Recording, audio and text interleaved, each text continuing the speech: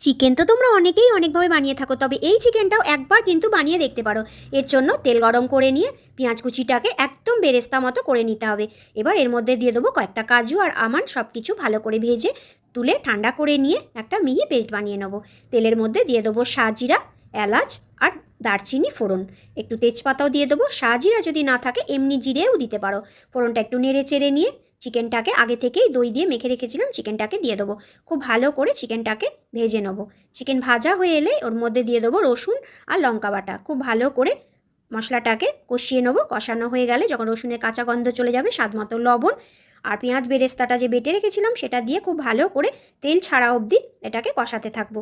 তেল ছেড়ে এলে সামান্য একটু জল দিয়ে ঢাকনা চাপা দিয়ে চিকেন সেদ্ধ হতে দেবো। নামানোর ঠিক আগে সামান্য একটু পেঁয়াজ বেরেস্তা, 1 চামচ মতো গোলমরিচ গুঁড়ো আর 1 চামচ বাটার দিয়ে ভালো করে ফুটিয়ে নামিয়ে এই চিকেনটা একবার খেয়ে দেখতে পারো। ভাত, রুটি, পরোটা সবের সাথেই কিন্তু দারুণ লাগে।